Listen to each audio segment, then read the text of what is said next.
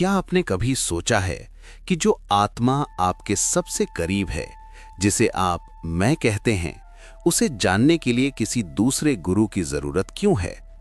अगर मैं ही ब्रह्म हूं, तो मुझे खुद को जानने के लिए किसी और का सहारा क्यों लेना पड़ता है? क्या किताबें काफी नहीं हैं? क्या गूगल और यूट्यूब से ज्ञान नहीं मिल सकता? आज साहब की साहिबी पर हम इस रहस्य की परतों को खोलेंगे। ये वीडियो आपकी आध्यात्मिक यात्रा का सबसे महत्वपूर्ण मोड़ साबित हो सकता है। सबसे पहले हम दो उदाहरण से समझते हैं। उदाहरण एक, अपनी ही आंखों को देखना। दोस्तों, दुनिया की सबसे सरल और सबसे कठिन सच्चाई यही है कि आप अपनी आंखों से पूरी दुनिया देख सकते हैं, लेकिन अपनी ही आंखों को नहीं देख सकते। अपनी आंखों को देखने के लिए आपको एक दर्पण यानी शीशे की जरूरत होती है। गुरु वही चेतन दर्पण है। आप जो हैं वो आपको तब तक नहीं दिखता जब तक गुरु आपके सामने सत्य का आईना न रख दे। गहराई, हमारा अहंकार हमारी दृष्टि को बाहर की ओर मोड़े रखता है। गुरु उस दृष्टि को भीतर की ओर मोड़ने की कला सिखाता है। सिर पर रखा चश्मा। कल्पना कीजिए, एक वृद्ध व्यक्ति पूरे घर में अपना चश्मा ढूंढ रहा है, परेशान है, दुखी है। वो चश्मा उसके सिर पर ही रखा है, लेकिन उसे पता नहीं। उसे बस एक ऐसे व्यक्ति की जरूरत है जो इशारा कर दे कि भाई ढूंढना बंद करो, चश्मा तुम्हारे पास ही है। आत्मज्ञान में गुरु आपको कुछ नया देता नहीं है, वो बस उस तरफ इशारा करता है जहां सत्य पहले से मौजूद है। वो आपकी खोज को प्राप्ति में बदल देता है। किताबों का मोह और जीवित गुरु। अक्सर लोग कहते हैं कि हमारे पास वेद हैं, उपनिषद हैं, गीता है, फिर गुरु क्यों? सुनिए, नक्शा रास्ता दिखा सकता है, लेकिन नक्शा आपको मंजिल तक पहुंचा नहीं सकता। नक्शा हाथ में लेकर आप पहुंचने का एहसास तो कर सकते हैं, लेकिन पहुंचने का अनुभव नहीं। किताब बासी ज्ञान है, गुरु जीवित अनुभव है। जैसे बुझे हुए दिए को जलाने के लिए केवल माचिस की तस्वीर काफी नहीं, एक जलती हुई लौ चाहिए। गुरु वही जलती हुई लौ है जो आपके भीतर के दिए को प्रज्वलित करती है। चलो इसे उदाहरण से समझते हैं। एक शेर और भेड़ की अद्भुत कथा। एक शेर का बच्चा भेड़ों के बीच खो गया और खुद को भेड़ समझने लगा। वो घास खाता और मैं करता।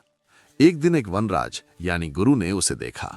वो उसे घसीटकर कुएं के पास ले गया और पानी में उसकी परछाई दिखाई। वनराज ने दहाड़ मारी और कहा, देख, तू भेड़ नहीं, तू मेरी तरह शेर है। उस एक पल के दर्शन ने उसे भेड़ से शेर बना दिया। गुरु का काम भी यही है, आपको आपकी असली गर्जना याद दिलाना। शक्तिपात, ऊर्जा का रहस्यमय संचार। स्वरूप प्राप्ति केवल बुद्धि का विषय नहीं है, ये ऊर्जा का विषय है, जिसे शास्त्रों में शक्तिपात कहा गया है। जब गुरु की चेतना और शिष्य की पात्रता एक बिंदु पर मिलती है तो एक विस्फोट होता है। गुरु अपनी ऊर्जा से शिष्य के उन पुराने संस्कारों को भस्म कर देता है जो हजारों जन्मों से उसे घेरे हुए थे। ये किसी किताब से संभव नहीं है, इसके लिए जीवंत संपर्क अनिवार्य है। मगर याद रखिए, गुरु तब तक कुछ नहीं कर सकता जब तक आप पात्र ना हो। अगर घड़ा उल्टा रखा है तो स्वर्ग की बारिश भी उसे भर नहीं सकती। गुरु की खोज बाहर करने से पहले भीतर एक तड़प पैदा कीजिए। वेदांत कहता है कि जब शिष्य तैयार होता है, गुरु प्रकट हो जाता है। अपनी जिज्ञासा को जिंदा रखिए, अपने अहंकार को शून्य कीजिए और सत्य आपके द्वार पर होगा। मंत्र दीक्षा केवल शब्द नहीं, एक जीवित बीज। अक्सर लोग मुझसे पूछते हैं कि साहब, मंत्र तो किताबों में भी लिखे हैं, इंटरनेट पर भी उपलब्ध हैं, तो फिर गुरु से ही मंत्र लेना क्यों जरूरी है? दोस्तों, यहीं पर सारा रहस्य छिपा है। मंत्र केवल अक्षरों का समूह नहीं है, मंत्र एक बीज है। इसे दो उदाहरण से समझते हैं। तिजोरी में रखा बीज। कल्पना कीजिए, आपके पास एक बहुत कीमती बीज है। अगर आप उस बीज को कांच के डिब्बे में या तिजोरी में बंद करके रखेंगे तो वो हजारों साल बाद भी वैसा ही रहेगा, बेजान। लेकिन जब वही बीज एक कुशल माली यानी गुरु के हाथों में जाता है और वो उसे सही मिट्टी में बोता है, तब वो अंकुरित होता है और एक विशाल वृक्ष बनता है। किताबों में लिखे मंत्र तिजोरी में रखे बीज की तरह है, लेकिन गुरु से प्राप्त मंत्र चैतन्य यानी अलाइव होता है। गुरु उस मंत्र में अपनी तपस्या की ऊर्जा और प्राण फूंक देते हैं। उदाहरण 2, बिना बारूद की गोली। इसे एक और उदाहरण से समझिए। एक बंदूक की गोली हाथ में लेकर अगर आप किसी को मारेंगे तो शायद उसे खरोच भी ना आए, लेकिन जब वही गोली बंदूक से निकलती है तो वो लक्ष्य को भेद देती है।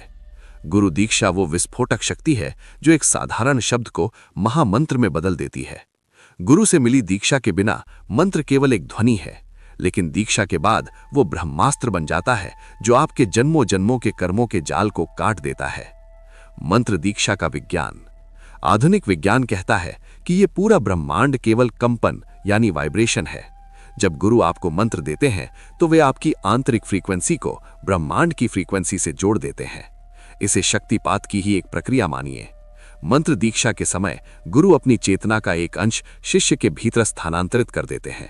यही कारण है कि गुरु प्रदत्त मंत्र का जप करने से मन बहुत जल्दी शांत होता है और स्वरूप की झलक मिलने लगती है। गुप्त दीक्षा का रहस्य। शास्त्रों में मंत्र को गुह्य यानी सीक्रेट रखने को कहा गया है। क्यों? क्योंकि ये गुरु और शिष्य के बीच का एक निजी प्रेम संबंध है। ये एक ऐसा आध्यात्मिक धागा है जो आपको हर पल अपने गुरु से जोड़े रखता है। जब आप उस मंत्र का जप करते हैं तो आप अकेले नहीं होते, गुरु की पूरी शक्ति आपके पीछे खड़ी होती है। अभी तक हमने बात की बोध की और मंत्र की, लेकिन अब हम उस धरातल पर प्रवेश कर रहे हैं जहां शब्द मौन हो जाते हैं और केवल ऊर्जा बात करती है। इसे ही हम शक्तिपात या ट्रांसमिशन ऑफ ग्रेस कहते हैं। चलो इसे दो उदाहरण से समझते हैं। एक, वायरलेस चार्जिंग और बैटरी। आज के दौर में हम वायरलेस चार्जिंग का उपयोग करते हैं। फोन को चार्ज करने के लिए तार की जरूरत नहीं, बस उसे चार्जिंग पैड पर रखना होता है। ठीक इसी तरह गुरु एक फुली चार्ज्ड बैटरी की तरह है और शिष्य एक ड्रीन्ड बैटरी की तरह। जब एक शिष्य पूर्ण समर्पण के साथ गुरु के सानिध्य में आता है तो गुरु की उच्च ऊर्जा, हाई फ्रीक्वेंसी एनर्जी अपने आप कम ऊर्जा वाले शिष्य की ओर बहने लगती है। इसके लिए गुरु को बोलना नहीं पड़ता, बस शिष्य का खुला होना यानी रिसेप्टिव होना अनिवार्य है। उदाहरण 2, जलते हुए दिए से दिया जलना। एक बुझे हुए दिए में तेल भी है और बाती भी, लेकिन उसमें प्रकाश नहीं है। वो हजारों सालों तक अंधेरे में रह सकता है, लेकिन जैसे ही वो एक जलते हुए दिए के संपर्क में आता है, एक क्षण में वो भी प्रकाशमान हो जाता है। गुरु कुछ नया नहीं देते, वे बस अपनी चेतना की लौ से आपके भीतर सोई हुई आत्मा की लौ को छू लेते हैं। इस स्पर्श को ही ऊर्जा का ट्रांसमिशन कहते हैं। 3, संचार के 3 तरीके। शास्त्रों के अनुसार गुरु 3 तरह से ऊर्जा का संचार करते हैं। दृष्टि दीक्षा बाय साइट। जैसे मछली अपने बच्चों को केवल देख कर पालती है, वैसे ही समर्थ गुरु की एक करुणा भरी नजर शिष्य के भीतर सोई हुई शक्तियों को जगा देती है। रमण महर्षि इसका अद्भुत उदाहरण थे। स्पर्श दीक्षा बाय टच। जैसे पक्षी अपने पंखों से बच्चों को सहलाते हैं, गुरु का हाथ शिष्य के सिर या हृदय पर पड़ते ही एक विद्युत प्रवाह यानी इलेक्ट्रिक करंट जैसा अनुभव होता है। स्वामी विवेकानंद को रामकृष्ण परमहंस ने इसी स्पर्श से पूरा ब्रह्मांड दिखा दिया था। संकल्प दीक्षा बाय थॉट। जैसे कछुआ अपने अंडों का ध्यान धरकर उन्हें सेता है, गुरु हजारों मील दूर बैठकर भी केवल संकल्प या विचार मात्र से शिष्य की ऊर्जा प्रणाली को बदल सकते हैं। 4, ऊर्जा ट्रांसमिशन का विज्ञान, क्वांटम एंटेंगलमेंट। आधुनिक विज्ञान में एक शब्द है क्वांटम एंटेंगलमेंट। इसके अनुसार 2 कण अगर एक बार जुड़ जाएं तो वे ब्रह्मांड के 2 कोनों पर होने के बाद भी एक दूसरे को प्रभावित करते हैं। जब गुरु शिष्य को स्वीकार करता है तो उनकी आत्माएं एंटेंगल हो जाती हैं। अब गुरु का अनुभव शिष्य का अनुभव बनने लगता है। गुरु का मौन शिष्य की शांति बन जाता है। ये कोई जादू नहीं, ये चेतना का उच्चतम विज्ञान है। परिणाम, आंतरिक रूपांतरण, द ट्रांसफॉर्मेशन। जब ये ऊर्जा संचार होता है तो क्या बदलता है? आपके सोचने का तरीका, आपकी भावनाएं और आपके वर्षों पुराने संस्कार जलने लगते हैं। आप जो कल तक थे वो आज नहीं रहते। गुरु की ऊर्जा आपके भीतर के कूड़े को जलाकर आपको स्वरूप यानी ब्रह्म के दर्शन के योग्य बनाती है। तो दोस्तों, आज की इस लंबी और गहन चर्चा में हमने समझा कि स्वरूप प्राप्ति की यात्रा में गुरु कोई विकल्प नहीं बल्कि अनिवार्यता है।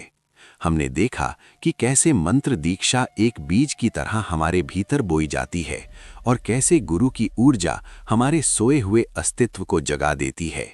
लेकिन याद रखिए, गुरु आपको वो नहीं देता जो आपके पास नहीं है। गुरु बस वो पर्दा हटा देता है जिसने आपको आपके ही सत्य से दूर रखा था। गुरु द्वार है, मंजिल आप खुद हैं। जाने से पहले मैं बस आपसे एक बात कहना चाहता हूं। यदि आपके जीवन में कोई गुरु है तो आज उनके प्रति हृदय से कृतज्ञता यानी ग्रैटिट्यूड व्यक्त कीजिए। और यदि आप अभी भी उस प्रकाश की तलाश में हैं तो अपनी जिज्ञासा को कम मत होने दीजिए। जब आपकी पुकार सच्ची होगी तो ब्रह्मांड स्वयं गुरु रूप में आपके द्वार पर खड़ा होगा। अब आपकी बारी है। आज की इस चर्चा का कौन सा उदाहरण आपको सबसे अच्छा लगा? क्या आपको कभी गुरु की ऊर्जा का अनुभव हुआ है?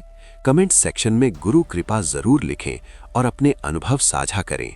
आपके शब्द किसी और की आध्यात्मिक यात्रा की प्रेरणा बन सकते हैं। अगर आपको साहब की साहिबी का ये प्रयास सार्थक लगा तो इस वीडियो को अपने उन मित्रों और परिवार के साथ शेयर करें जो जीवन के गहरे रहस्यों को समझना चाहते हैं। वीडियो को लाइक करें और चैनल को सब्सक्राइब करना ना भूलें ताकि हम इस ज्ञान की गंगा को साथ मिलकर आगे बढ़ा सकें। अपना समय देने के लिए और इस संवाद का हिस्सा बनने के लिए आपका हृदय से आभार। मिलते हैं अगले वीडियो में एक नए सत्य और एक नई खोज के साथ। तब तक के लिए जय श्री कृष्ण और हमेशा याद रखिए, सत्य आपके भीतर ही है।